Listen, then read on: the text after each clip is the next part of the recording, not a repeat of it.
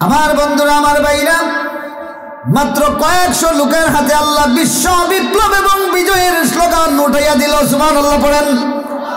এই মানুষগুলি তো পরবর্তীতে কালেমার বিশ্ব বিজয় ঘটিয়েছে রে ভাই। বড় আফসোস, কৃষক হাল চাষ করবে কিন্তু লাঙল নাই,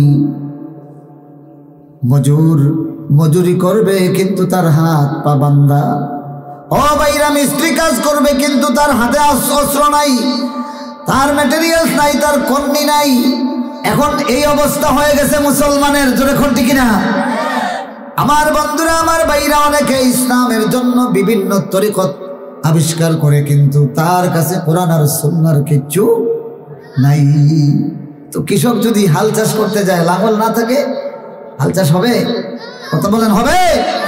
ও ভাইরা আমার, বর্তমান বাংলাদেশে নয়, তাম পৃথিবীতে তরিকতের কোনো অভাব নাই, ইসলামের জন্য দরদির অভাব নাই, ইসলামী বক্তার কোনো অভাব নাই, কোরআনের বক্তার কোনো অভাব নাই, তরিকতের কোনো অভাব নাই। কিন্তু এই তরিকতওয়ালাগুলির কাছে আল্লাহর কোরআন নাই। আসেনি? যখন আছে আল্লাহর কোরআন নাই, কেউ কেউ লম্বা পাগড়ি বিছাইয়া দেয়, কয় তওবা কর, ঠিক না?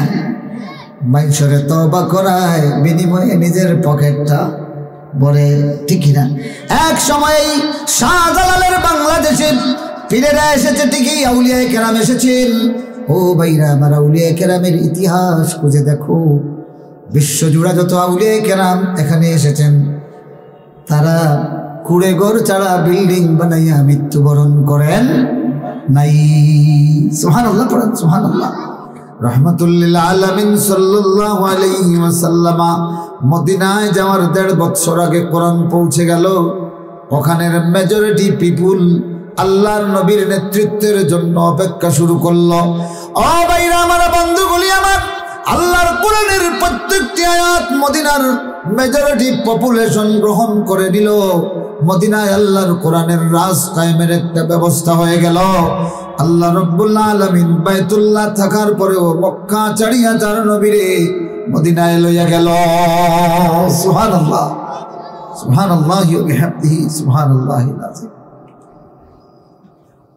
এরপরে আল্লাহ রাব্বুল আলামিন এই মক্কা বিজয় হলো, স্বজাতির বিরুদ্ধে তিনি মুসামরিক অভিযান করলেন, রক্তপাতহীন বিপ্লব হলো। আল্লাহ রাব্বুল আলামিন এইটার নাম দিলেন ফাতহুম মুবিন। সুবহানাল্লাহ, ফাতহুম মুবিন। বাইতুল্লাহ বিজয় হলো, বাইতুল্লাহর দায়িত্ব মুসলমানদের হাতে আসলো। আমার বন্ধুগণ, আমার ভাইরা, তাইলে আমরা কি বুঝলাম? খেয়াল করে শোনেন। রাসূলুল্লাহ সাল্লাল্লাহু আলাইহি ওয়াসাল্লামের নেতৃত্বের পরিবেশ যেখানে নাই, এখানে যদি খুদ বায়তুল্লাহ থাকে, আল্লাহ তার নবীরে এখান থেকে ওখানে নিয়ে যায় যেখানে নবীর নেতৃত্ব দেওয়ার পরিবেশ আছে। যখন ঠিক না? এরপরে ওখান থেকে যখন বিপ্লবের স্লোগান শুরু হয়, তখন বায়তুল্লাহ যেখানে আছে এটার বিজয় হয়। মুআজ্জাজ হাজিরিন, মুহতারাম হাজিরিন, আমাদের প্রত্যেকটা মহল্লায় মহল্লায় বায়তুল্লাহর প্রতিচ্ছবি আছে, ফটোকপি আছে, মানে মসজিদ। যখন আছে কিনা? কথা কোন আছে কিনা? মসজিদের যিনি ইমাম, সমাজের তিনি ইমাম নয়, ঠিক না? মসজিদের যিনি ইমাম, সমাজের তিনি বিচারক নয়। সুতরাং আমাদের অবস্থাও ঠিক এই রকম হয়ে গেছে। মুআজ্জাজ হাজিরিন, এই জন্য আমাদেরকে ফিরে আসতে হবে আল্লাহর কোরআনের কাছে। কোরআন যেখানে গ্রহণ করবে মানুষ, সেখানে আল্লাহর রসুলের নেতৃত্ব কায়েম হবে, রাসূলুল্লাহ সাল্লাল্লাহু আলাইহি ওয়াসাল্লামের নেতৃত্বের প্রতিচ্ছবি কায়েম হবে। আর এই নেতৃত্বের মাধ্যমে গোটা জগৎ থেকে অপসারিত হবে জুলুম, নির্যাতনার অন্ধকার। আল্লাহ রাব্বুল আলামিন এই কোরআনের ছায়াতলে বসবাস করে আমাদেরকে সেই কাজটা করার তৌফিক নসিব করুন। সকলে পড়ুন আমিন। আমার ভাইরা, তো আমি বলছিলাম মক্কায় আয়াতগুলির মধ্যে বিশেষ একটা বৈশিষ্ট্য হলো রাজাইল। আমাদের বাংলা ভাষায় রেজিল কন্যা নেই, চিনই নানি রেজিল হইন নানি রেজিল কোন মানুষরে হইন হ্যাঁ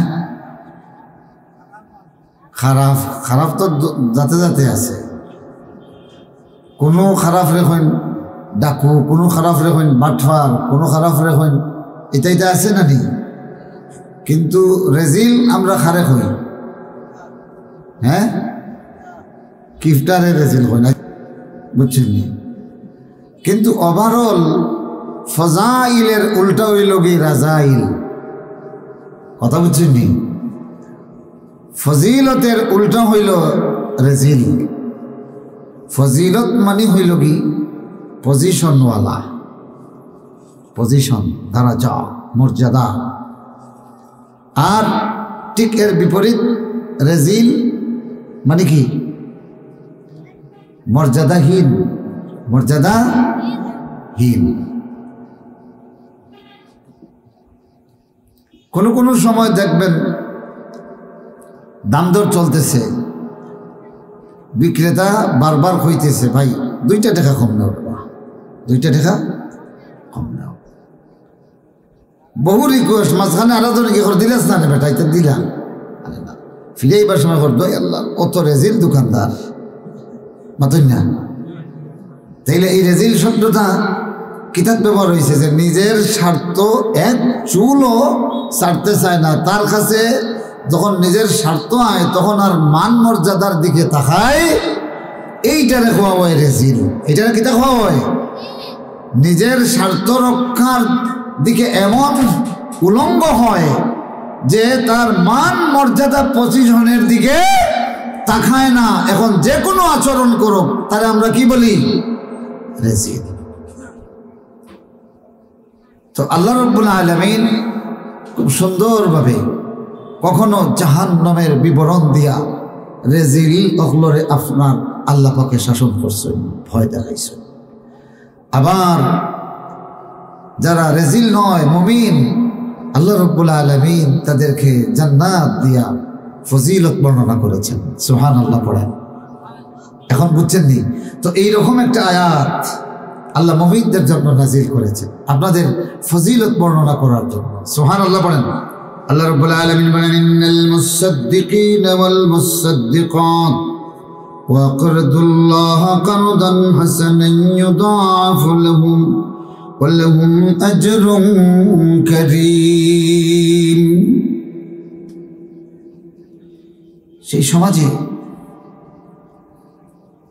মুমিনদের সংখ্যা ছিল সংখ্যালঘু কাফেররা ছিল মেজরিটি শুধু মেজরিটি নয় এবং গোটা ব্যবস্থাপনাটাও তাদের হাতে ছিল তাদের হাতের মুঠোয় ছিল কিন্তু খুব খেয়াল করবেন রাসূলুল্লাহ সাল্লাল্লাহু আলাইহি ওয়াসাল্লামের কাছে আয়াত নাযিল হলো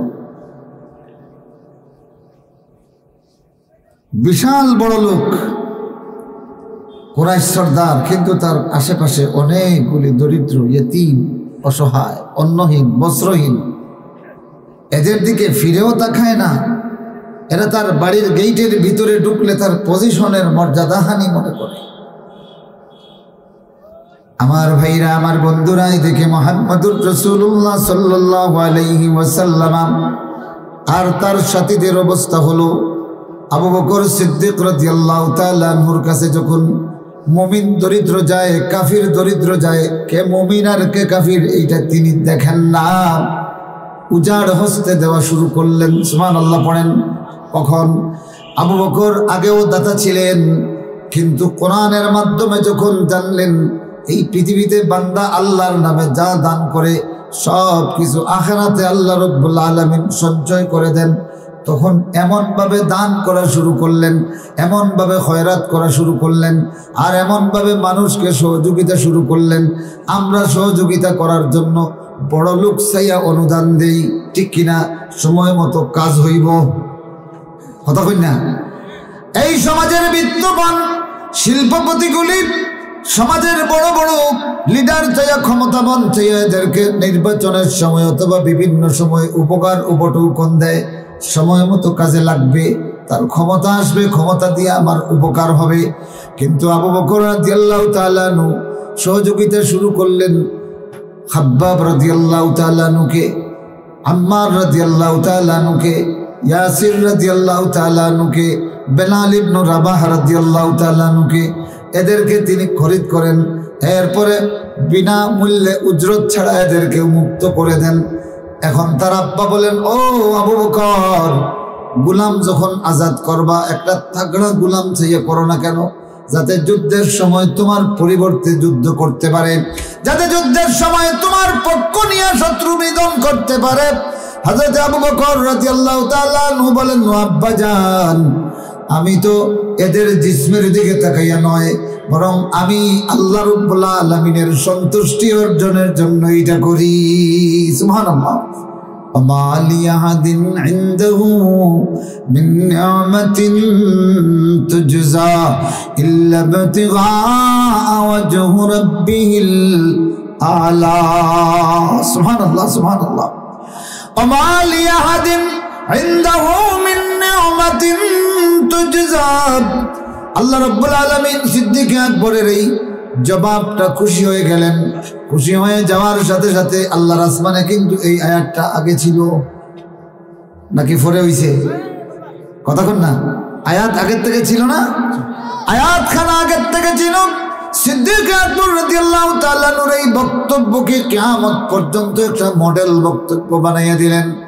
আমার ভাইরা, আমার বন্ধুরা, আল্লাহ রাব্বুল আলামিনের এই বিধান যখন নাজিল হলো, উৎসাহিত করা হলো, আল্লাহ রাব্বুল আলামিন বলেন, আমার কিছু বান্দা আছে যে সে ব্যয় করে কারো কাছ থেকে কোনো নিয়ামত পাওয়ার জন্য নয়। আর আমার সমাজের বিত্তবানেরা বেশিরভাগ অনেক সময় খরচ করে বুট পাওয়ার জন্য, ঠিক কিনা? বুট আসতেছে 1-2 বছর আগের থেকে ব্যয় করা শুরু করে, ঠিক কিনা? আমার ভাইরা, আমার বন্ধুরা, এটা হলো কুফুরির খাসিয়ত, এটা হলো নেফাকের খাসিয়ত। আর ইমানের খাসিয়ত, আবু বকরের খাসিয়ত হলো মা লিয়াহাদিন ইনদাহু মিন নি'মাতিন তুজজা ইল্লা বিতিগা ওয়াজহু রাব্বিহিল আলা। আল্লাহু আকবার, আল্লাহু আকবার। এই ছিল ইসলামে জনসেবার একটা দর্শন। এটা হলো ইসলামী জনসেবার দর্শন। কি? মুমিনে যা ব্যয় করে জনসেবার জন্য সব কিছুর বিনিময়ে সে কার কাছে চায়? কথা বলেন না, কার কাছে? আল্লাহ তাবারাকা ওয়া তাআলার কাছে। আমার ভাইরা, আমাদের নামাজ, আমাদের কুরবানি, আমাদের ইবাদত কার জন্য? হাসানি। এটা কথা কই না, হাসানি কার জন্য? ইন্না সালাতি ওয়া নুসুকি ওয়া মাহইয়ায়া ওয়া মামাতি লিল্লাহি রাব্বিল আলামিন। আমার জীবন, আমার মনন, আমার কুরবানি, আমার ইবাদত সবকিছু কার জন্য? লিল্লাহি রাব্বিল আলামিন। এটা হলো ইব্রাহিমী মিল্লতের একটা জীবন দর্শন। ইব্রাহিমী মিল্লতের একটা একটা একটা স্লোগান, ইব্রাহিমী মিল্লতের মানুষের একটা জীবন মার্কিং করার একটা স্লোগান। সুবহানাল্লাহ। ইব্রাহিমী মিল্লতের মুমিনের জীবনের দিকে তাকাইলে মনে হবে যে তার জীবনটা আল্লাহর জন্য। তার কোরবানির দিকে তাকালে মনে হবে সে কেবলই আল্লাহর জন্য এটা করেছে। তার হায়াতে জিন্দেগির দিকে তাকালে মনে হবে তার প্রতিটি জীবনের ইঞ্চি ইঞ্চি, প্রতিটি জীবনের সময়টা, সেকেন্ড সেকেন্ড, প্রতিটি কার জন্য?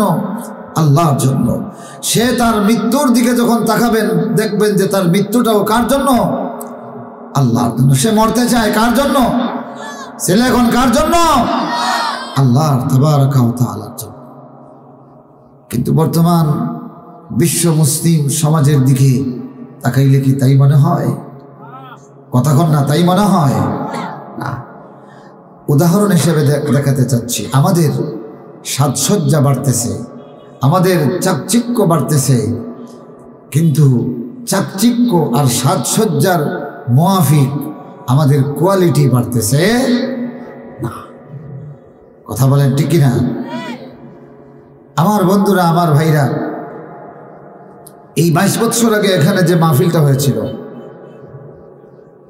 যারা দেখেছেন, আমিও দেখেছি, এত সাজসজ্জা ছিল? কতক্ষণ না, এত সাজসজ্জা ছিল? ছিল না। এত আহামরি কিছু ছিল না। সিলেটের সাহেবাগিরে কোনো মন্ত্রের দাওয়াত দিছই, কতক্ষণ না। আর সকি এত উঁচা আসিল না, বইছই, তেরফাল কিছু নাই। কিন্তু ওয়াজ হয়েছে, মদিনাতুল উলুম কুইয়াছড়া মাদ্রাসার জন্ম হয়ে গেছে, ঠিকই না? আলহামদুলিল্লাহ বলবেন না? হ্যাঁ, চাকচিক্যের আমি বিরোধী নয়। আমার কথা হলো, সমস্ত চাকচিক্যের সাথে সাথে আমরা যেন দৈন্য না হয়ে যাই, আমাদের মূল স্পিড থেকে যেন আমরা ফিরে না আসি। এখন সমাজে একটা প্রতিযোগিতা শুরু হয়ে গেছে। রাসূলুল্লাহর সাহাবীদের প্রতিযোগিতা ছিল কি, কে কতজন মানুষকে দাওয়াত দিতে পারল। কথা বুঝতেছেন? আর আজকে আমরা যারা দাঈ আল্লাহ, আমাদের অবস্থা হয়ে গেছে কে কতটা মাহফিল করতে পারলাম। আমার কথা আমি বলতেছি যে কে কতটা মাহফিল করতে পারলাম, কিন্তু কোন মাহফিল থেকে কি ফলাফল আসলো আমরা কিন্তু এটা খুঁজি না। আমি দাওয়াত দিলাম, আমি 1 ঘন্টা 2 ঘন্টা বয়ান দিলাম, আল্লাহর বান্দাদের সামনে কোরআন পেশ করলাম, এটার রেজাল্টটা কি হবে আমরা কিন্তু সেদিকে তাকাই না। মুআজ্জাজ হাজিরিন, রাহমাতুল্লিল আলামিন সাল্লাল্লাহু আলাইহি ওয়াসাল্লাম যে টিম গঠন করেছিলেন দাঈ ইলাল্লাহ, এদের ব্যাপারে আল্লাহ এদের এক একটা আমলের ব্যাপারে এই সমস্ত উজরতের ঘোষণা দিয়েছেন, যেটা আগের থেকে আসমানে ছিল। আল্লাহ রাব্বুল আলামিন তাদের কাজে খুশি হয়ে, কেমন কাজটা? সুবহানাল্লাহ সুবহানাল্লাহ। মুমিনদের অবস্থা ছিল তখন এইরকম যে একজন মুমিন ঈমান এনেছেন, শুধু ঈমান আনার কারণে তার আপন ভাই পার্টিশন দিয়ে দিয়েছে। গোত্রের কোনো মানুষ তারে কোনো কাজও দেয় না, আবার সাহায্য করে না। এমনও ঘটনা ঘটছে যে তার ছোট ছোট বাচ্চাগুলি আব্বু আব্বু বলে কাঁদতেছে, সারাটা রাত কাঁদতেছে, খাবারের ব্যবস্থা নাই। স্বামী স্ত্রী 2 জন বুভুক্ষ। এক পর্যায়ে বাবার সামনে যখন খাদ্যের জন্য সন্তানে কাঁদে, যারা বাবা হইছেন তারা বুঝবেন। আল্লাহ রসুলের সাহাবী গভীর রজনীতে বিছানা ছেড়ে উঠে তার একেবারে নিকটতম আত্মীয়ের কাছে গেলেন। খুলো ফুলান ইবনু ফুলান, দরওয়াজা খোলা হলো। কি জন্য তুই এসেছিস? ও ভাই শুনো, আমার ছোট্ট বাচ্চাগুলি 3 দিন হয়ে গেছে, আমার উনুনে আগুন জ্বলে নাই, খাদ্যের ব্যবস্থা আমার ঘরে নাই, আমরা 2 জনে পানি খেয়ে আসি, কিন্তু বাচ্চাগুলির কান্নার যন্ত্রণা সহ্য করতে না পারিয়ে তোমার কাছে এসেছি। একটু সামান্য আটা দাও, যা বলবে তোমার শ্রমিকের কাজ করে দিব। পাশান কাফের সর্দার দূর দূর করে সরাইয়া দিল আল্লাহ রসুলের এই অসহায় সাহাবীরে। ও বন্ধুগুলি আমার, ও ভাইরা আমার, এবার মুমিনদের মধ্যে শুরু হলো একজনের আরেকজনের তালাশি। একজন আরেকজনের বাড়িতে যায়। এমন হইছে গোপনে এক শ্রমিক বার হইছে, তার বাড়িতে কিছু খাবার এসেছে। তার চিন্তা হলো অমুক গোত্রের আমার অমুক ভাইটার হয়তো খাবারের কোনো সন্ধান পায় নাই। সামান্য খাবার নিয়া ওই লোকটার বাড়ির দিকে রওনা হয়ে গেছে। সুবহানাল্লাহ। এদিকে ওই লোকটা, তারও কিছু খাবারের ব্যবস্থা আছে। তিনি চিন্তা করলেন মুমিনদের মধ্যে এই লোকটা সবচেয়ে বেশি দরিদ্র, হয়তো আজকে কোনো খাবারের সন্ধান পায় নাই। সামান্য খাবার ব্যবস্থা করিয়া স্ত্রী বলল, ও প্রিয়তমা স্ত্রী, তুমি বসো, আমি আমার অমুক বাইরে একটু দেখে আসি বলে পুটলার ভিতরে একটু খাবার নিয়ে বের হয়ে গেছে।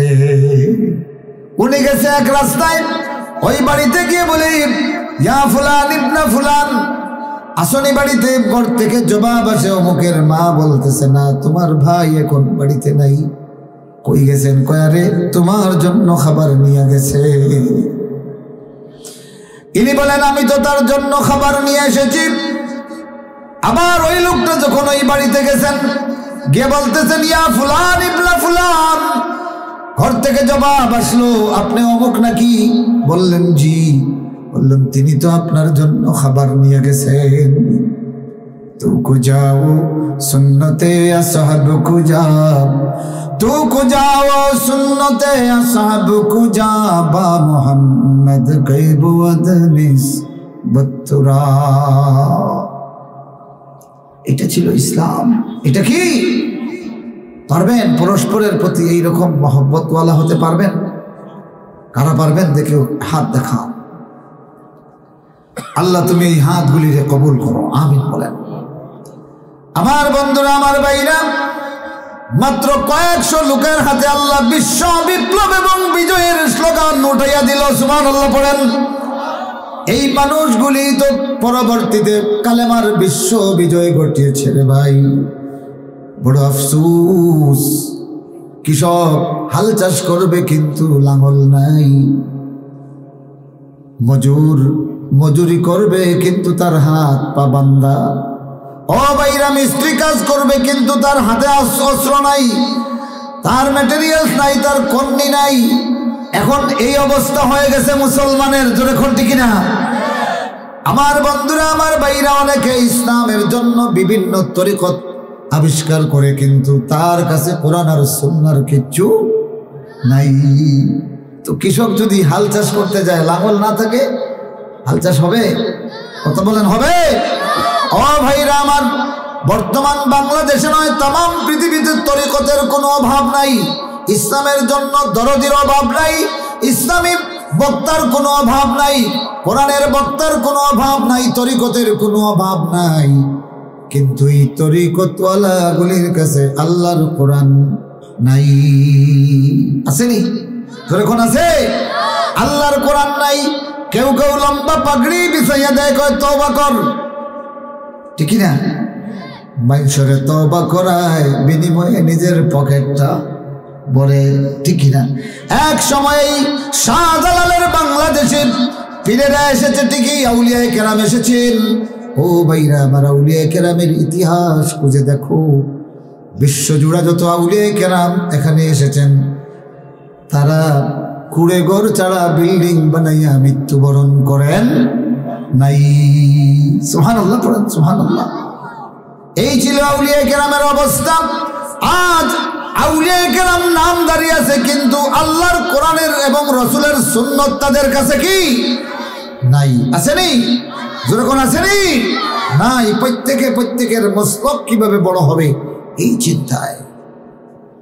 আমার বন্ধুরা, আমার ভাইরা, শোনো, খেয়াল করে শোনো। আল্লাহর কোরআন যারা বাস্তবায়ন করেছিল, দাঈ ইলাল্লাহ হয়েছিল, এক করে একজনের ইতিহাস পড়িয়া দেখো।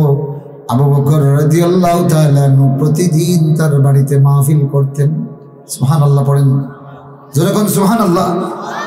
আবু বকর সিদ্দিক রাদিয়াল্লাহু তাআলা মাহফিল করতেন বাড়িতে নিজের খরচে। সুবহানাল্লাহ হয় না? আর জোরে কই সুবহানাল্লাহ। আমার বন্ধুগণ, আমার ভাইরা, খুব খেয়াল করে শুনবেন। আমরা আজকে সেই আবু বকরের চেতনা দিয়া মানুষকে উদ্বুদ্ধ করি, কিন্তু আবু বকরের চেতনা আদর্শ আমার মাঝে নাই। আবু বকর দান খয়রাত করতেন। ওমা লি আহাদিন ইনদাহু মিন নি'মাতিন তুজজা ইল্লা বিতিগা ওয়াজহি রাব্বিহিল আ'লা। সুবহানাল্লাহ, সুবহানাল্লাহ। মুআজ্জাজ হাজিরিন, দরিদ্র বিমোচনের জন্য সারা ওয়ার্ল্ডে কত কর্মসূচি, কত সংস্থা, কত পদক্ষেপ, কত প্রচারণা হয়। মাঝে মাঝে আমি হাসি। দারিদ্র বিমোচনের বিশ্ব দারিদ্র বিমোচন দিবস পালন করা হয়। এই পৃথিবীতে হাজার হাজার টাকা নয়, হাজার হাজার কোটি ডলার খরচ করা হয়। কথা কোনটি কিনা? কথা কোনটি কিনা? এক বৎসর বিশ্ব দারিদ্র বিমোচন দিবস পালন করতে, উদযাপন করতে, প্রচার করতে যে খরচ করা হয়, এটা এইরকম খরচ না করে যদি হিসাব করিয়া এগুলি প্রতি বৎসর একটা দেশে ব্যয় করা হইতো, তাইলে আপনার এতদিনে সারা পৃথিবীতে আর কোনো ভিখারি পাওয়া যেত না। আমার এই কথায় কোনো মিথ্যা আছে? কথা কোন না আছে? আচ্ছা, বেশি দূরে যাওয়ার দরকার নেই। আমার এই প্রিয় বাংলাদেশে দারিদ্র বিমোচন খাতে কোটি কোটি টাকা নয়, হাজার হাজার কোটি টাকা খরচ করা হয়, ঠিকই না? কতক্ষণ ঠিকই না? কিন্তু সেই হারে আমরা ফল পাচ্ছি? কতক্ষণ পাচ্ছি? ফল পাচ্ছি না। ইসলামে দারিদ্র বিমোচন কর্মসূচিকে বলা হয় as-sadaqatu lillah, আল্লাহর তরে দান খয়রাত। ইসলামে দরিদ্র বিমোচনের জন্য 1 নম্বর একটা বিষয় হলো যাকাত। 1 নম্বর কি? খুব খেয়াল করে শুনেন, 1 নম্বর কি? যাকাত। এটা বাধ্যতামূলক। কার জন্য? সাহেবে মাল যিনি। তবে এটার জন্য আল্লাহ রাব্বুল আলামিন কিরামান কাতিবিন পাঠাইছেন, 2 কান্দে 2 জন আছেন, কিন্তু এদের হাতে আল্লাহ পাক লেখার দায়িত্ব দিয়েছেন, ছড়ি আর শিকল দেন নাই। যদি এই 2টাও দিয়ে দিতেন তাইলে কোনো বেনামাজি নামাজ না পড়িয়া উপায় ছিল? কোনো মালদার যাকাত না দিয়া বাঁচার উপায় ছিল? সাথে সাথে আল্লাহ পাক করিয়া লাগাইয়া দিত। আল্লাহ পাক পৃথিবীর মানব জাতিকে সম্মান করে, ইজ্জত করে তাকে বলতেছেন, ইম্মা শাকিরান ওয়া ইম্মা কাফুরা ইন্না হাদাইনাহুস সাবিলা ইম্মা শাকিরান ওয়া ইম্মা কাফুরা। সুবহানাল্লাহ। আল্লাহ পাক পৃথিবীর মানুষকে যেভাবে স্বাধীনতা দিয়েছেন, এমন স্বাধীনতা পৃথিবীর মানুষ আর কারো কাছে পায় নাই। আমার ভাইরা, আমার বন্ধুরা, এবার আসেন, যাকাতটা হলো দরিদ্র বিমোচনের জন্য বাধ্যবাধকতা আছে কার উপরে? সাহেবে মাল যিনি। এই মালটা 1 বছর পূর্ণ হয়ে গেলে শতকরা 2.5 টাকা বাধ্যতামূলক দিতে হবে। আর এইটা যিনি দিবেন তার পুরস্কারের ঘোষণা দিয়েছেন স্বয়ং আল্লাহ। স্বয়ং কে? ও ভাইরা আমার, বিত্তশালীগুলি, দরিদ্র বিমোচনের জন্য আল্লাহ পাক সর্বপ্রথম দায়িত্বটা আপনাকে দিয়েছেন।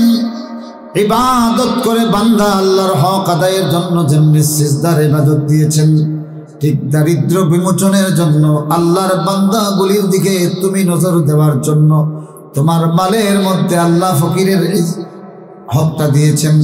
তোমার প্রতি 1 লক্ষ টাকার মধ্যে আল্লাহ ফকির মিসকিনের জন্য 2,500 টাকার রিলিফ দিয়েছেন। ও বাইরে, তোমার এই 1 লক্ষ টাকায় 2,500 টাকা আছে আল্লাহর পক্ষ থেকে দেওয়া দরিদ্রদের দরিদ্র বিমোচনের হক রিলিফ হিসেবে দিয়েছেন।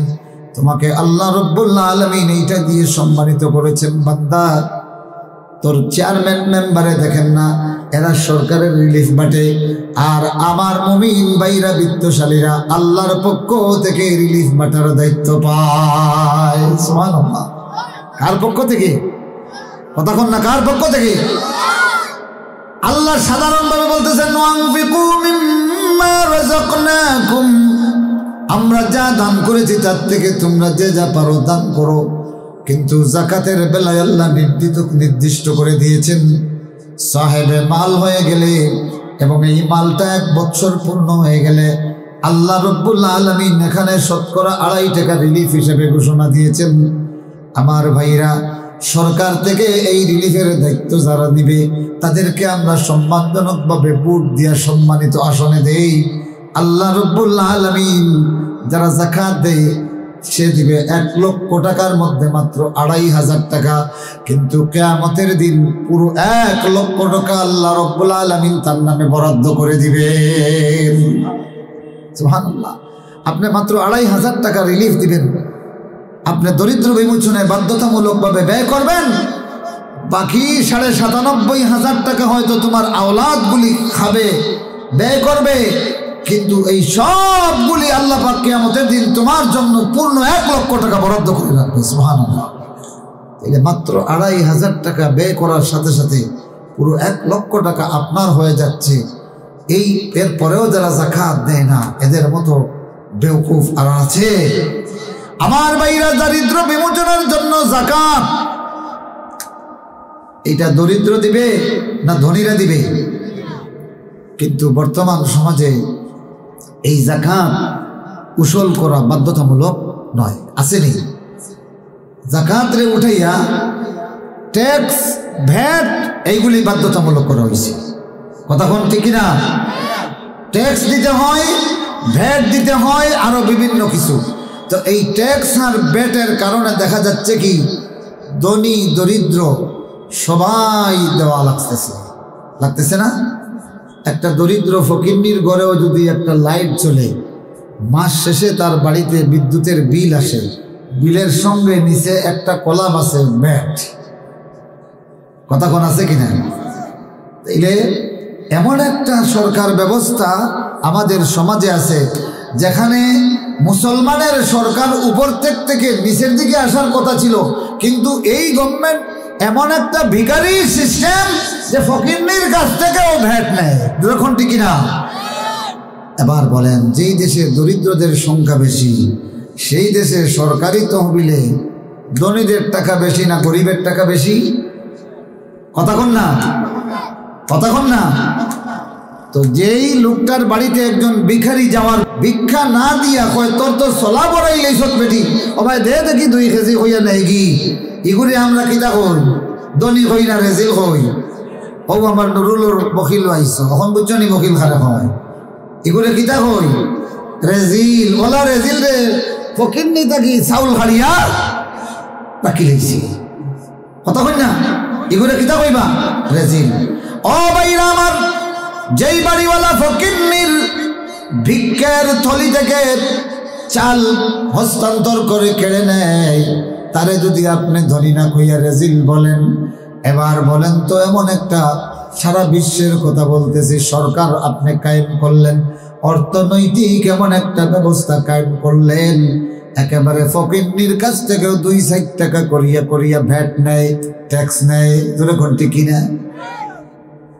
আমরা যে গুডসগুলো কিনি, খাদ্যদ্রব্য, এগুলির কোম্পানি আছে, টিন কিনি, আরো যত জিনিস কিনি, এরা সরকারে কি করে? ট্যাক্স দেয়। কথা কন না? সরকারে কি করে? ট্যাক্স দেয়। তো ওনারা যখন এই টিন, বাঁশ, বেত যাই বলেন এগুলির মূল্য যখন নির্ণয় করে, তখন ওই ট্যাক্সটাও এর ভিতরে ঢুকায় কি ঢুকায় না? কথা কন না? মনে করেন একটা বস্তু উৎপাদন করতে তার 1 টাকা খরচ, আর সরকারের যে পরিমাণে ট্যাক্স দেয় সেই অনুপাতে এই বস্তুর মাথায় আরো 4 আনা যোগ হয়েছে, তাইলে 1 টাকা 4 আনা তার উৎপাদন খরচ। এখন সে মূল্য নির্ণয় করবে কত? কথা কই না? 1 টাকা 4 আনার তো নিচে নয়। কথা কন না? 1 টাকা 4 আনা নিচে করবে নি। এখন 1 টাকা 4 আনাও যদি এটা যত উৎপাদন তত বিক্রয় করে, তার মধ্যেও ওই 4 আনাটা কেন করছে? ওই কোম্পানির মালিক না সরকারের ট্যাক্স হিসাবে? তো এখন বলেন আপনি, একটা ফকির নিয়ে যখন একটা কোনো কিছু খরিদ করে খায়, এই মূল্যের সাথে এই ফকির নিয়ে সরকারের ট্যাক্স দেয় কি দেয় না? কতক্ষণ দেয় কি দেয় না? আমার ভাইরা খুব খেয়াল করে শোনো, মানুষ যখন ইসলাম ছেড়ে দেয়, আমার ভাইরা আমার বন্ধুরা খুব খেয়াল করে শোনো, ও বন্ধুগুলি, আল্লাহ রাব্বুল আলামিন এমন একটা সিস্টেম দিয়েছেন, এই সিস্টেমের কারণে উপর থেকে নিচের দিকে অর্থনৈতিক সঞ্চালন হয়। আর আল্লাহর কোরআন ছেড়ে দিলে, যাকাত ছেড়ে দিলে, ফিতরা ছেড়ে দিলে, উসর ছেড়ে দিলে, দান খয়রাতের সিস্টেম ছেড়ে দিলে নিচের থেকে উপরের দিকে যাওয়া শুরু হয়। তো কোনো নদী যখন নিচের থেকে পানি ওঠা শুরু করে, নদীর কিনারের মানুষগুলি বন্যার আশঙ্কা করে, ঠিক কিনা? যখন ঠিক না, নিচের থেকে যখন পানি ওঠা শুরু করে, এই নদীটা মরে যায়, এই নদীটা চর হয়ে যায়। পৃথিবীর অর্থনৈতিক সঞ্চালনটা যদি স্রোতস্বিনী রাখতে চাও রে ভাই, উপর থেকে দেওয়া শুরু করতে হবে। নিচের দিক থেকে টানতে হলে যেমন একটা নৌকা যদি স্রোতের উল্টা টানা হয় কত কষ্ট হয়, এরপরে ওইটাকে গতি দেওয়া যায় না। এই পৃথিবীর অর্থনৈতিক গতি হচ্ছে না, এই জন্য স্রোতের উল্টা টানতেছে, ফকিন্নির কাছ থেকে ট্যাক্স আদায় হচ্ছে। এই সমাজের অর্থনৈতিক তরি উল্টা বাইয়া চলতেছে, যখন ঠিক না? যার কারণে বাইরা আমার বাজেটের উপর বাজেট, কর্মসূচির পর কর্মসূচি হয়। বিশ্ব দরিদ্র বিমোচন দিবসে কোটি কোটি নয় লক্ষ লক্ষ ডলার খরচ হয়, কিন্তু দরিদ্রতা বিমোচন হয় না। আমার ভাইরা, মাত্র এক সেশনের জন্য শুধু বাংলাদেশে সঠিকভাবে সরকারি উদ্যোগে যদি যাকাত আদায় করা হয়, একটা কোম্পানিও আর ট্যাক্স দেওয়া লাগবে না। বিনিময়ে যাকাত যদি কায়েম হয়, বড় লোকদেরও লাভ। বড় লোকদের কি লাভ? আমার ভাইরা, শিল্পপতিরা ওই ট্যাক্স দিতে হবে না, গাড়ি আমদানির জন্য ট্যাক্স দেওয়া লাগবে না। যাকাত যদি দেও রে ভাই, ফকির মিসকিন গুলির কাছ থেকে ট্যাক্স আর ভ্যাট আদায় করা লাগবে না। যার কারণে অর্থনৈতিক তরি তখন বাইটাল গাঙ্গে শুরু হবে। বাইটাল গাঙ্গে যখন পড়বে, ঠিক মতো এত মাঝি মাল্লা দরকার নাই, একটা সঠিক দাড়ি হয়ে গেলে চলবে, ঠিক না? এই সমাজ, এই অর্থনীতি আপনারা কায়েম করতে চান? কথা হয় না, কায়েম করতে চান? এই জন্য আমাদেরকে কিছু কাজ করতে হবে। আল্লাহ রাব্বুল আলামিন বাংলাদেশে যারা সর্বোচ্চ ট্যাক্স দেন, এদেরকে সরকার থেকে একটা ভিআইপি মর্যাদা দেওয়া হয়, সার্টিফিকেট দেওয়া হয়, ট্যাক্স রিটার্ন সার্টিফিকেট দেওয়া হয়। তারা EIN নাম্বার আছে, তাদেরকেও বাংলাদেশের ফার্স্ট ক্লাস নাগরিকের মর্যাদা দেওয়া হয়। কিন্তু আল্লাহ রাব্বুল আলামিন বলেন, ইন্নাল মুসাদ্দিকিনা ওয়াল মুসাদ্দিকাত ওয়া আকরাদুল্লাহ কারদান হাসানান ইউদাফু লাহুম ওয়া লাহুম আজরুন কারীম। দানকারী পুরুষ মহিলা আর যারা আল্লাহকে কর্জে হাসানা দান করে, ইউদাফু লাহুম, তাদের এই দান আর তাদের এই সৎকারে আল্লাহ পাক ডবল করে দেন। সুবহানাল্লাহ পড়েন। কে ডবল করে দেন? যখন কে ডবল করে দেন? ওয়ালাহুম আজরুন কারীম। যারা আল্লাহর মহব্বতে দান খয়রাত করে, ব্যয় করে, আর আল্লাহর জন্য কর্জে হাসানা দান করে। কেউ বলতেছেন মানে সুদমুক্ত ঋণ, সুদমুক্ত কি ঋণ, এরপরে তার সঙ্গতি অনুযায়ী সে ধীরে ধীরে এটা দেবে। এই জন্য তার উপর খোঁটা দেওয়া হবে না, কষ্ট দেওয়া হবে না, শাস্তি দেওয়া হবে না। সে একটা টাকাও হোক, যদি এই কাজ যারা করে, আল্লাহ বলেন তাদের জন্য ডাবল করে দেওয়া হবে। তাদের বরকত কি করা হবে? যখন কি করা হবে? ডবল করে দেওয়া হবে। আল্লাহু আকবার। তবে এটা কার জন্য? খুব খেয়াল করে শুনেন। সেই লোকটার জন্য, ভিখারি তার দুয়ারে আসার আগে সে ভিখারি খোঁজায়। সুবহানাল্লাহ। দরিদ্র তার দুয়ারে আসার আগে সে দরিদ্র খুঁজতে শুরু করে। আল্লাহ রাব্বুল আলামিন বলেন, এই লোকটার জন্য দুই জিনিস ডাবল করা হয়। দুনিয়াতে তার খয়রাত যদি এক করে, আল্লাহ এটাকে মুদাফ করেন। মুদাফ মানে কি? খুব খেয়াল করে শুনেন। 1 রে 2 বানাবেন, 2 রে 4 বানাবেন, 4টা 8 হওয়া শুরু হবে, 8টা 16 হওয়া শুরু হবে, 16টা 32 হবে, 32টা 64 হবে। এইভাবে হতে থাকবে, হতে থাকবে, মৌত পর্যন্ত হতে থাকবে। আমার ভাইরা কিয়ামতের দিন গিয়ে দেখবে একটা তার 700 হয়ে গেছে। সুবহানাল্লাহ। ডবল করে দেওয়া হবে। সুবহানাল্লাহি ওয়া বিহামদিহি সুবহানাল্লাহিল আযীম। আমার বন্ধুগণ, আমার ভাইরা, যারা এইভাবে দান করে, ফকির তার দুয়ারে আসার অপেক্ষা করে না, বরং এমনও মানুষ আমি দেখেছি সারাদিন গেছে, বিবিরে জিজ্ঞাসা করছে, এই কেউ আইলা নানি? বিবি হয়তো অনেক তো আইসইন। হয় আরে কোনো সাইল আইলা নানি? হয় আমি খেয়াল করি নাই, আমিও তো দেখি নাই। এই লোকটা তখন সাইলের জন্য, দান করার জন্য নিজে বাইর হইয়া গেছে সাইলের বাড়িতে। সুবহানাল্লাহ। এই লোকটা যে দান করবে, অল্প হোক বেশি হোক, আল্লাহ এটাকে ডবল করে দেন ফিদ দুনিয়া। সুবহানাল্লাহ পড়েন। ও বন্ধুগুলি আমার, তুমি মিসকিন খুঁজতে যাইবা বাড়ি বাড়ি, আমার আল্লাহ এক শ্রেণীর ফেরেশতা পাঠাইবে, তোমার বাড়ি বাড়ি পাঠাইয়া দিবে বরকত। আল্লাহু আকবার।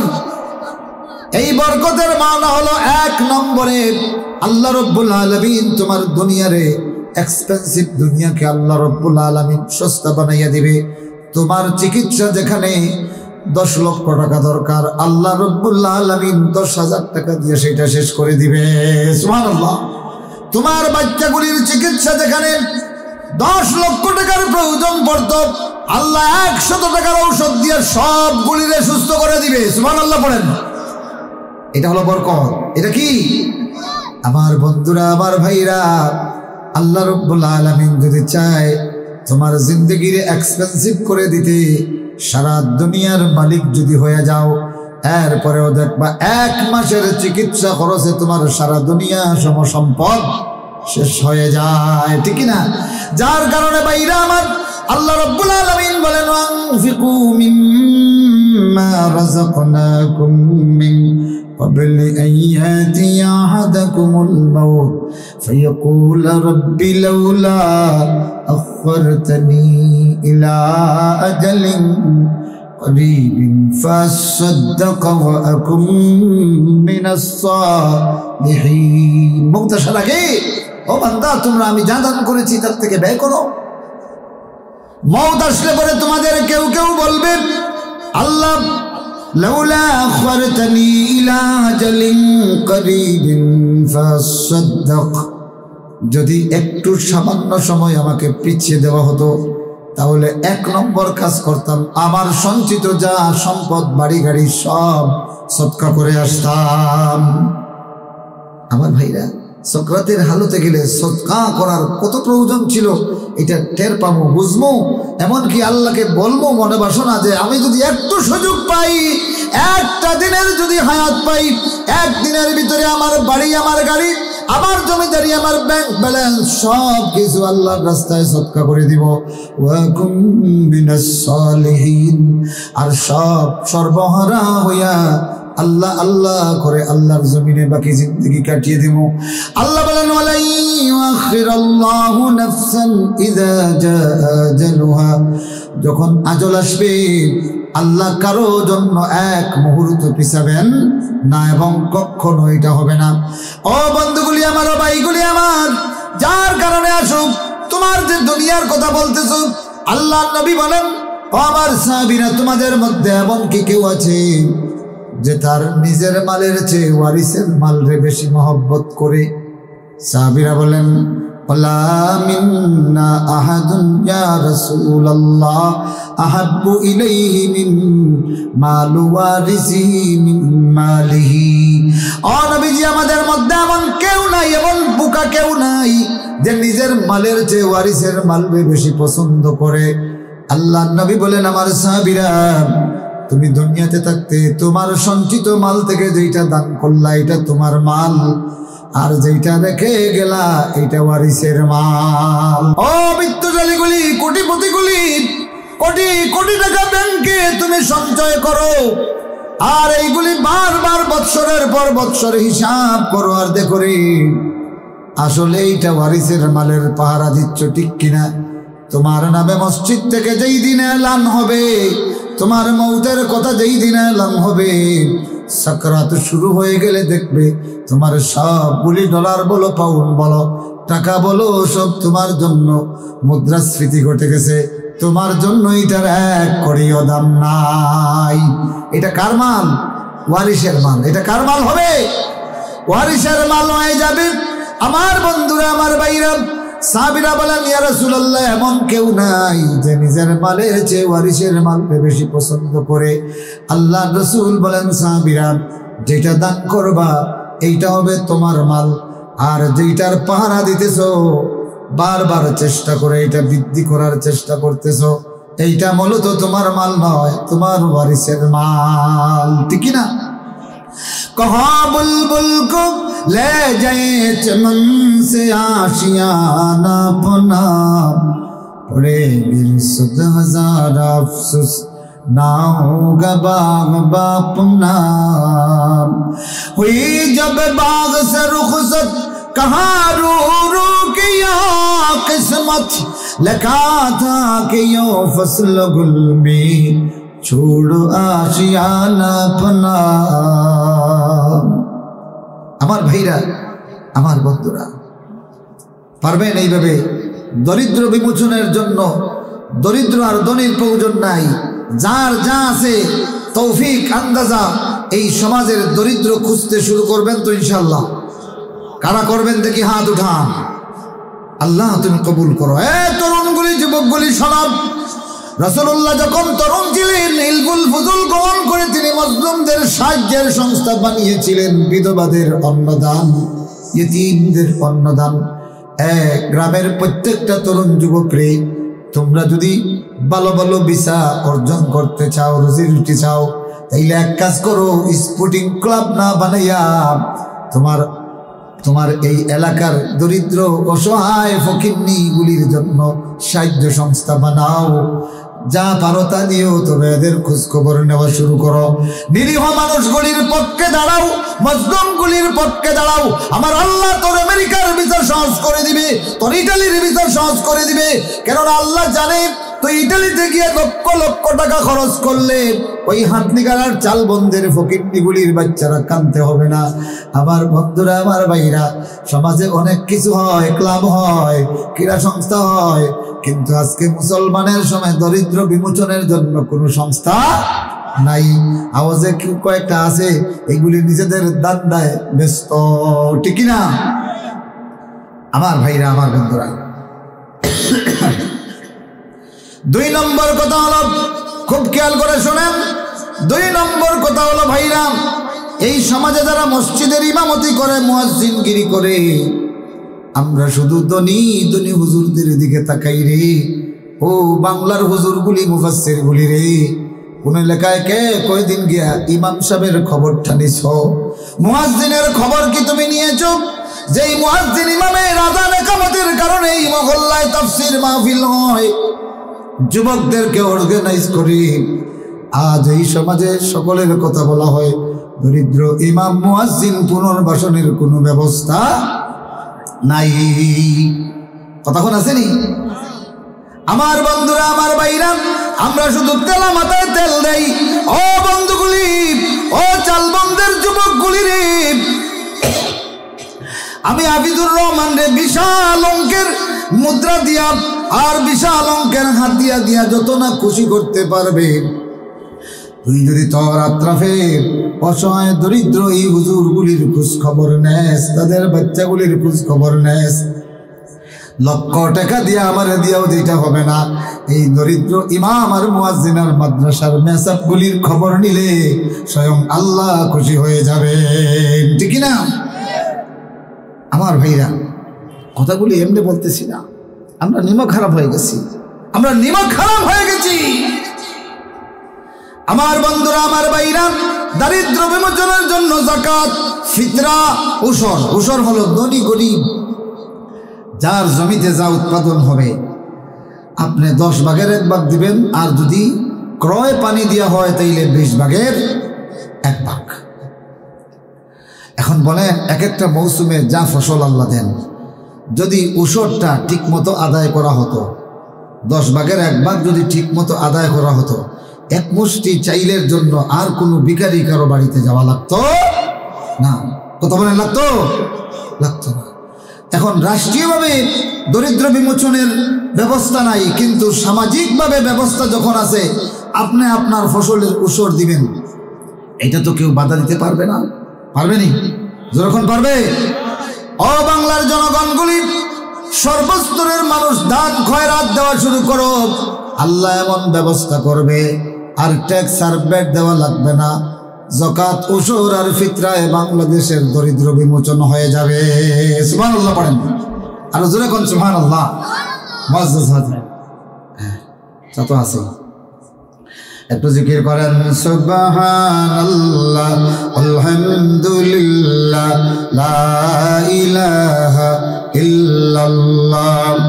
সুবহানাল্লাহ, আলহামদুলিল্লাহ, লা ইলাহা ইল্লাল্লাহ। সুবহানাল্লাহ, আলহামদুলিল্লাহ, লা ইলাহা ইল্লাল্লাহ, মুহাম্মাদুর রাসূলুল্লাহ। এই কাজটা করলে দুনিয়াতে আপনার জন্য আল্লাহ পাক ডাবল করে দিবেন। কেমন ডাবল তো বুঝতেছেন, এটা থামবে না। 1 থেকে 2, 2 থেকে 4, 4 থেকে 8, এইভাবে শুধু বাড়তেই থাকবে। সুবহানাল্লাহ পড়েন। লাহুম আজরুন কারীম। আর কিয়ামতের দিন আছে তাদের জন্য সম্মানজনক প্রতিদান। আল্লাহ আলহামদুলিল্লাহ পড়েন। কিয়ামত দুনিয়াতে তো আছেই, আখিরাতে কি সম্মানজনক প্রতিদান। 1 নম্বর সম্মানটা কি দেখেন, বিচার যখন শুরু হবে 50,000 বছরে একদিন আল্লাহ নবী বলেন, ও আমার সাহাবীরা তোমরা দান খয়রাত করো। যারা দাতা কিয়ামতের দিন আল্লাহ রাব্বুল আলামিন তার এই দানটারে ছায়া বানাবেন, ছায়া। तमाम পৃথিবীর মানুষের বিচার হবে। আল্লাহর রাস্তায় দান খয়রাত গাড়ি কুলিরে আল্লাহ পাক মধ্যে তোরা বসে থাক। সুবহানাল্লাহ পড়েন। হাত্তা ইউকদা বাইনান নাস, শেষ পর্যন্ত तमाम পৃথিবীর মানুষের হিসাব শেষ হয়ে যাবে, ফয়সালা হয়ে যাবে। আল্লাহ রাব্বুল আলামিন এবার দান খয়রাতকারী মুমিনগুলিকে বলবেন, উঠো, ফাদখুলি ফি ইবাদি ওয়াদখুলি জান্নাতি। সুবহানাল্লাহ। ফাদখুলি ফি ইবাদি ওয়াদখুলি জান্নাতি। বান্দাগুলি উঠো, ওই যে আমার নবী রাসূল বান্দাদের কাফেলা দেখতেছো, এদের মধ্যে ঢুকো, ঢুকিয়া আমার জান্নাতে প্রবেশ করো। সুবহানাল্লাহ, সুবহানাল্লাহ। আমার ভাইরা, তাইলে বোঝা গেল যারা দান করবে, খয়রাত করবে আল্লাহর জন্য, কিয়ামতের দিন আল্লাহ রাব্বুল আলামিন তাদের বেলা হিসাব জান্নাতের ব্যবস্থা করবেন। সুবহানাল্লাহ। আমার বন্ধুরা, আমার ভাইরা, মুসলিম শরীফে আল্লাহর নবী বলেন, নিজে বলতেছেন, আমার সাহাবীরা শোনো, এক ভদ্রলোক একটা উন্মুক্ত মাঠ দিয়ে তিনি একটা সফর করছেন। হঠাৎ তার মাথার উপর থেকে শব্দ শুনলেন, ইসকি ফুলান হাদিকাতা ফুলান, ইসকিলা হাদিকাতি ফুলান। তিনি এই নির্জন প্রান্তরে কথা শুনে তো আশ্চর্য হয়ে গেলেন, দেখলেন যে, শুনলেন যে উপর দিক থেকে, তখন অনুমান করলেন তার মাথার উপর একটা মেঘমালা, আর ওখানে এই শব্দটা বারবার যেন কে বলতেছে, ইসকি ইলা হাদিকাতি ফুলান, অমুকের বাগানে পানি বর্ষণ করো, অমুকের বাগানে নাম ধরে ধরে বলা হচ্ছে পানি বর্ষণ করো। এবার তিনি আশ্চর্য হয়ে গেলেন, তাইলে দেখতে হবে এই মেঘমালা কোন দিকে যায়, ওখানে গেলে ওই বাগানের মালিক পাওয়া যাবে। আর ওই লোকটা কত বড় বুজুর্গ, একটা চাষি, কিন্তু আল্লাহর আসমানে তার নাম ধরিয়া পানি পাঠানো হয়। সুবহানাল্লাহ। তিনি পিছে পিছে গিয়ে দেখলেন একটা হাররা, হাররা বলা হয় কালো পাথরের পাহাড়, ওখানে মুষলধারে বৃষ্টি হলো। তিনি উঠলেন যে এই কালো পাথরের পাহাড়ে তো বাগান আসার কথা নয়। ওখানে গেলেন, গিয়ে দেখলেন শারজাতুম মিন শারাইজ, ছোট ছোট পাহাড়ি ঝর্ণা, একটা ঝর্ণার মধ্যে পানিগুলি নিচের দিকে যাচ্ছে। এবার তিনি বুঝলেন যে ওই পানি কোথায় যায় দেখি। পানির পিছন দরিয়া দরিয়া নিচে গেলেন, গিয়ে দেখলেন ফাইজান রাজুল, একটা লোক কোদাল হাতে নিয়ে এই শারজার পানি, পাহাড়ি ঝর্ণার পানিটা বাদ দিয়ে দিয়ে তার বাগানের দিকে ফিরিয়ে দিচ্ছে। তিনি তখন যাইয়াই বললেন, ওমা ইসমুকা ইয়া রাজুল, আপনার নাম কি? কেউ যদি হঠাৎ কি আপনার কয়, বাবা আপনার নাম কি, তা আপনিও তার চিনেন না, সেও আপনাকে চিনে না, তো একটু বিব্রত হবেন না? লোকটা একটু বিব্রত হয়ে তারপরে বললেন, ফুলান ইবনে ফুলান, অমুকের বেটা অমুক। তাই তো। এবার কয়, ব্যাপার কি, আপনি কোনো কিছু না বলে আগে এসে আমার নাম বললেন? এবার লোকটা বলে, ভাই রে, নাম তুমি যে নাম বলেছ সে নাম শুনেছি আমি মেঘমালায়। সুবহানাল্লাহ। কয়, কি কও মিয়া? কয়, তোমার জমিতে যে বৃষ্টি আসতেছে, এর আগে একটু বৃষ্টি কই হইছে? কয়, ওই হাররার উপরে, কালো পাহাড়ের উপরে। কয়, মেঘটা কই দিক থেকে আসছে? বলে, ওই দিক থেকে আসছে। কয়, আমিও ওই দিক থেকে আসতেছি। আমি যখন মেঘমালার উপরে তোমার নামটা শুনলাম, তখন পিছনে পিছনে আমি আসলাম, আসিয়া আসলেই তোমার নামটা জিজ্ঞাসা করলাম যে আমি যে নাম শুনেছি সেই লোকটা তুমি কিনা। বাইরে এবার বলো তো দেখি, এমন কি কাজ করেছ যার কারণে আল্লাহর মেঘমালা থেকে তোমার নাম দরিয়া বৃষ্টি প্রেরণ করা হয়। আল্লাহর মেঘমালায় তোমার নাম লিখে দেওয়া হয়, বলে দেওয়া হয়। লোকটা তখন বলল, ভাই আমার বড় কোনো আমল নয়, এই যে বাগান দেখতেছো, এই বাগানে যখন ফলবান হয় এটারে আমি 3 ভাগ করি, 3 ভাগ করিয়া মাসাকিনদেরকে ডাক দিয়া বলি যে যেই ভাগটা তোমাদের পছন্দ এটা আগে নাও। মিসকিনরা নিজেরা পছন্দ করিয়া 1 ভাগ নেয়, এরপরে তাকে 2 ভাগ, ওই 2 ভাগের মধ্যে 1 ভাগ আমি বাড়িতে নিয়ে যাই, আরো 1 ভাগ আমি এখানে ফেলে যাই। কয় কেন? তিনি বলেন এই ফুলাতের মধ্যে চতুর্দিকে মরুভূমি, কিন্তু আল্লাহর অনেকগুলি মখলুকাত আছে, হাইওয়ানাত আছে, পাখি আছে, এদের জন্য রেখে যাই। সারা বছর এই গোটা এলাকা পাখি কিচির মিচির হয়, আর এই ওসিলায় আল্লাহ পাক এই এলাকায় বৃষ্টি দেয়। সুবহানাল্লাহ, যেরকম সুবহানাল্লাহ। আমার বন্ধুরা, আমার ভাইরা, রাহমাতুল্লিল আলামিন সাল্লাল্লাহু আলাইহি ওয়াসাল্লামের মুসলিম শরীফের হাদিস, আল্লাহ নবী কিন্তু এটা বানোয়াট গল্প বলেন নাই। ও ভাইরে আমার, তুমি মিসকিন খুঁজবে, বাজারে গেলে পরে খুঁজবে যে নিজের জন্য মাছ খরিদ করো, অসুবিধা নাই। কোনো এতিম মিসকিন আসেনি যে বড় বড় মাছের ডালা দিয়া হাঁটে আর দেখে আর মনে মনে ভাবে আহারে আমার আব্বু জীবিত থাকলে হয়তো এইরকম একটা মাছ নিত। এইরকম এতিম মিসকিন আছে না? কতক্ষণ আছে না? অথবা তোমার বাড়ির পাশে আছে দরিদ্র কোনো মা বোন, এরা জীবনে কোনোদিন বড় মাছ কিনে খেতে পারে না, একটা মাছ কিনে আনো, বিবিরে বলো এটাকে 2 ভাগ করো, একটা আমার বউ বাচ্চার জন্য আর একটা পার্শ্ববর্তী ওই মহিলা, এই মহিলার জন্য কেউ মাছ খরিদ করে দেয় না, খাবার নাই।